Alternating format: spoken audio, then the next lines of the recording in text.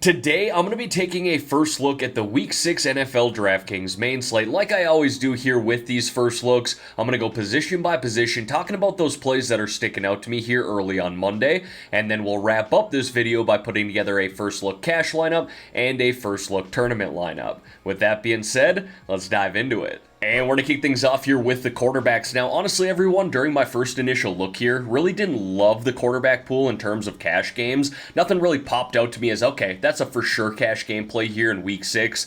Obviously, I'll dive more into this as the week progresses and put out my final cash plays video on Friday. But I do like the quarterback pool here this week in terms of tournaments. First game I'm looking at right away here is between Chicago and Minnesota. I think both Fields and Cousins could be GPP viable. Now, obviously, if Justin Jefferson does not play here in Week 6 after getting banged up with that hamstring injury in Week 5, then I'm going to downgrade Kirk Cousins overall, probably focus more on their rushing game with Alexander Mattison, as that Bears rushing defense has been abysmal this year. We'll talk about that here once we get to the running backs, but I think Justin Fields is going to be in play either way. I know he started the season slow, but back-to-back games here with 4 touchdowns, 32 plus DraftKings points, that's the type of ceiling that he offers, especially with his rushing upside, and he hasn't had a game yet where he scored 2 rushing touchdowns and has just 1 on the year, so I honestly think some positive regression could be coming his way for that, and overall Minnesota's defense just doesn't scare me, so I like that game in general for tournaments. Now, there are 2 quarterbacks here in the low 6K range that I think we could consider for cash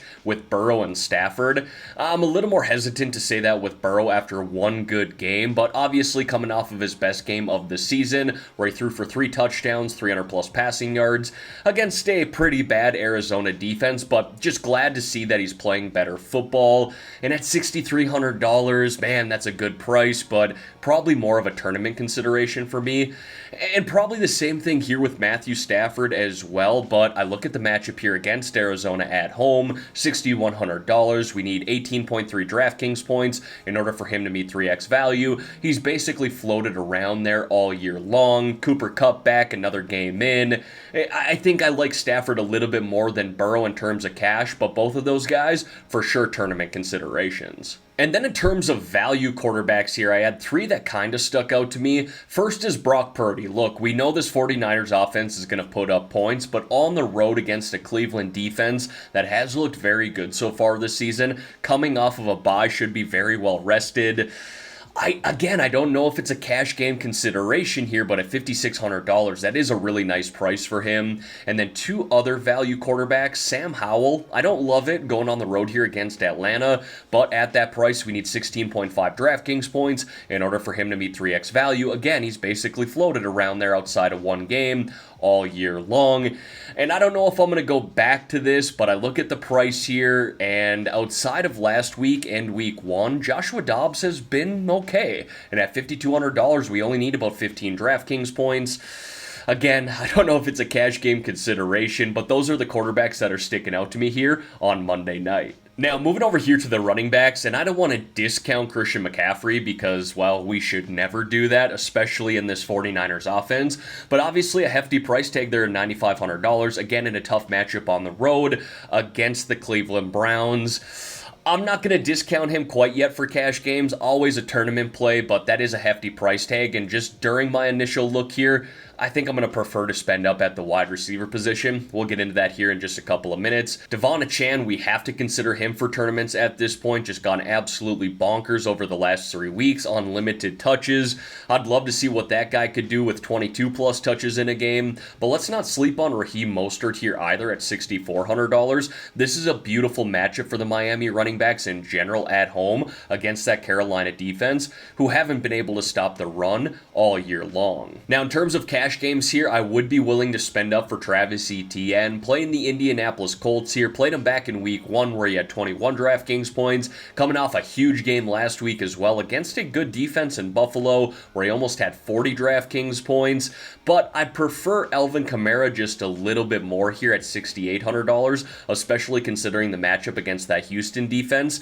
Now, obviously, he had the major 14 targets back in week 1, and that regressed here in week 2, but still involved involved in the passing game, saw 3 targets last week, and got 22 rushing attempts as well, so I do like to see that, and again, just like the matchup on the road against Houston. Now, I don't want to sleep on Kyren Williams here in a good matchup at home against Arizona, but I like those Rams wide receivers just a little bit more. Again, we'll get into that here in just a little bit. Scrolling down here on the board, man. Well, for starters, let's talk about DeAndre Swift. Another cash game consideration here for sure.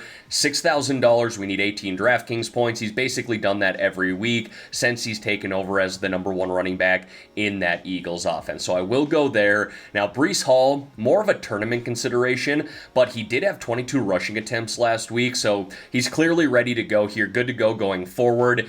A tough matchup against that Philadelphia front. That run defense is legit for them. They got some big boys on the defensive line, but Breece Hall is just a true freak athlete. He can literally score from anywhere on the field, so I will have him in my tournament pool. And then one more running back that stuck out to me, kind of name dropped him when I was going through the quarterbacks, is Alexander Mattison. Vikings just didn't run the ball much against Kansas City here on Sunday, but prior to that, he was kind of getting going against the Chargers and Carolina, and this is a great matchup for him to do so once again against the Chicago run defense, who, just like the Carolina Panthers, haven't been able to stop the run all year long. So Cam Akers is there, I'm well aware of it, but it still seems like Madison is the number 1 back, and that price tag of $5,600 certainly isn't that expensive. Now, folks, before we dive into the wide receiver plays here, if you could like this video and subscribe to the channel, I would truly appreciate that. Every like, comment, and sub on this channel and these videos truly helps me out. We're trying to get GriffDogg Sports to 4,000 subs, and the faster we can build this brand, the more content we're going to be able to get out to you guys. Speaking of content, hockey starts on Tuesday night. If you haven't seen my NHL DFS video yet, and you're into that or want to get into it, make sure you check it out. Now, diving into the wide receivers here, everyone, really like this position this week, not only for tournaments, but also for cash games, and I foresee myself spending up for a couple of guys here, probably in the 7 to 8K range to fill out my cash lineup. We'll do that here at the end of this video today. We got Tyreek Hill, Justin Jefferson, Jamar Chase, Devontae Adams. We know those names, but what I want to highlight here is these 2 Rams wide receivers. Cooper Kupp coming back last week, didn't miss a beat, 12 targets in that game, over 100 receiving yards, didn't score a touchdown, but still had 23 DraftKings points, and you might be going, okay, well, how much did that decrease Puka Nakua's production then? It didn't. He saw 11 targets in that game himself, 20 DraftKings points. They're going to use both of these guys week in and week out and try to force feed the ball. They're too good not to, so I'm probably going to force one of those guys into my cash lineup as well, considering the matchup at home against Arizona. Now, I do want to mention here with Jamar Chase, if T. Higgins returns this week, I probably will downgrade him to just a tournament play, but if Higgins is out, I think we have to consider him in cash in this matchup at home against Seattle. He's truly another guy who's got 15 plus target potential. I'm not saying he's going to get us 55 DraftKings points, but it shows you the upside that he has. And again, if Higgins is out, they're going to force feed him the ball. Now, scrolling down here to the 6K range, I do like Kelvin Ridley, but more of a tournament consideration. And you might be going, okay, well, why? I gotta highlight Christian Kirk here. Look at his numbers outside of week 1 where he just really didn't perform and really didn't get the ball thrown his way. He's been great, especially at that price of $5,400. We need about 16 DraftKings points in order for him to meet 3x value. He's basically done that in every game outside of week 1. And again, I do like that matchup at home for them against the Colts. Now, I didn't mean to get too far ahead of myself here. I want to scroll back up into the 6K range here because DJ Moore will absolutely be a tournament consideration for me, and I'll stack him up with Justin Fields in a tournament lineup at the end of this video.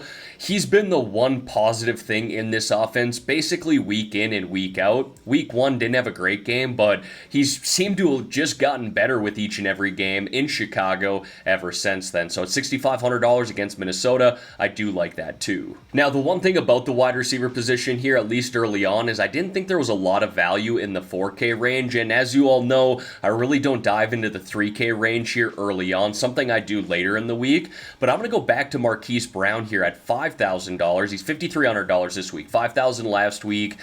Another guy where the volume is just going his way week in and week out. Another 10 targets last week, albeit he only caught 4 of them. He did score a touchdown and basically got us that 3x value that we're looking for. So a tough matchup on the road against the Rams, but a game they're likely trailing from behind and playing some garbage time where they're going to need to throw a little bit more. And then we got the tight ends here. No Travis Kelce or Mark Andrews on this slate. We do got TJ Hawkinson. I'd pay up for him in tournaments. Sam Laporte has made a name for himself. George Kittle, but honestly, I'm kind of interested in this mid 4K range for tournament tight ends. Both Cole Kmet and Evan Ingram are sticking out to me here early on in the week, but let's scroll down here to the 3K range and find some of those value tight ends. Zach Ertz is staying relevant in this offense, kind of made his bank last week scoring a touchdown, but he's getting just enough to kind of meet value at that price tag for cash lineups. But what I thought was really interesting here is the situation going on in Atlanta. So Kyle Pitts last week had 11 targets. Don't shoot the messenger. I'm not saying we need to play this guy, but 11 targets, that's worth mentioning, right? 11 targets for a very talented and athletic guy. I hope it continues because I'd love to see this guy truly live up to the potential of him being an early first-round pick. But in the same breath here, I also have to talk about Jonnu Smith because he's seen 6+ targets in each of his last 4 games as a tight end in the same offense. So maybe we're just going to see a lot of 2 tight end sets going forward for Atlanta because they love to run the ball, and that allows them to do that a little bit more, having some guys who can block at the tight end position. But something to keep an eye on for tournaments as well.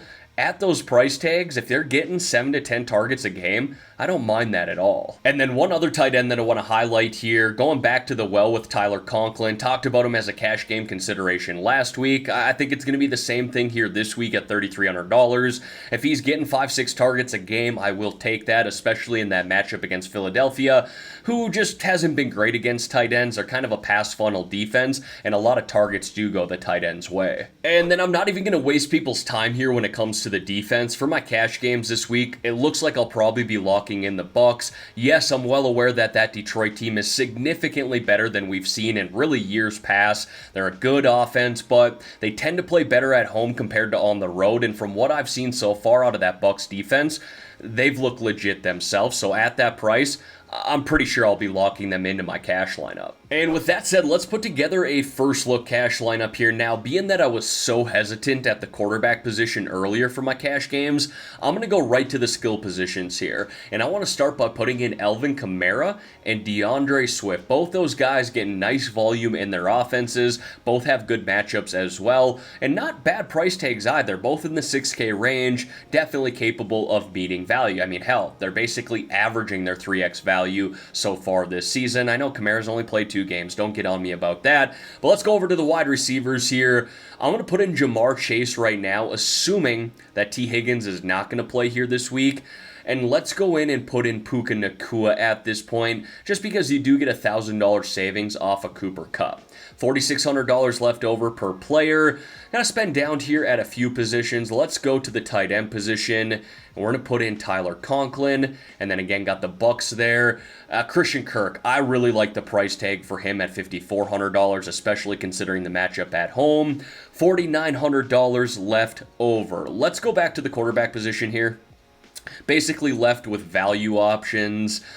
Oh boy, Dobbs, I'm not going to go back to the well here on a Monday. Let's go with Sam Howell. Outside of that one game, what was it, week 3 against Buffalo, he's played pretty damn well. He's got some rushing upside himself, $5,500. Needs 16.5 in order for him to meet 3x value. Okay, so $4,300 left over for a flex. That's for sure going to be a wide receiver. We really didn't highlight anything in this range, hoping some value pops up later in the week, but one guy who just continues to run routes and get targets his way, whether he's catching them or not, is Robert Woods. So in terms of volume, everyone, I'm going to put him in there right now. Okay, so we got $500 left over. The one pivot I could think of, and I really do like Swift here this week, considering how well he's played in that Philly offense, but let's pivot to Madison here, get an extra $500 in savings, so that would allow us to go off of Nacua, back up, to Cooper Kupp. So you get 2 stud wide receivers there, 2 running backs who can definitely meet value. Christian Kirk, who's been playing really well. Conklin, who's kind of a safe value play at the tight end position. And then Robert Woods, I'm going to probably need to find something better than that. But overall, for a first look, obviously focusing more on the skill positions compared to quarterback and or tight end, but overall, I certainly don't mind that. Now, let's put together a first look tournament lineup as well. Talked about that game between Minnesota and Chicago. Let's do a Justin Fields stack here, and we're going to put him with 2 pass catchers in DJ Moore. And then we'll put a tight end in there as well with Cole Kmet, coming off back-to-back games with a touchdown. And then let's run it back there with Alexander Madison once again. All right, so we got $5,200 left over per player. I also want to put in Mostert. I'd love to get up to a Chan there, but I'm going to go with the price savings at the moment. And a great matchup at home against Carolina. Let's put in some stud wide receivers, at least one. I'll go back to the well here with Jamar Chase. Again, assuming that T. Higgins is out. And then actually, let's run it back in that game here. I didn't talk about him earlier, but Jackson Smith and Jigba here at $3,600 coming off of Seattle's bye. Maybe we see him get more involved in this offense going forward. So I'm going to use that as a run back in that game between Seattle and Cincinnati. And then that gives us here about $3,900 left over per player. I'm going to put in the Bucks again just because I love that as a value play. $5,400 for our flex position. Let's go Christian Kirk. I just love him this week at that price in that matchup. First look tournament lineup there, stacking up that game between the Vikings and Chicago, doing a little mini stack there between Jamar Chase and Jackson Smith and Jigba, and then just filling out the rest of the lineup. Alright everyone, that is going to wrap up this video here for today. As always, thank y'all for taking the time out of your day to watch the content here on this channel. If you could like this video and subscribe to the channel, I would greatly appreciate that. Let's have ourselves a great week here, folks. And in the meantime, I'm out of here.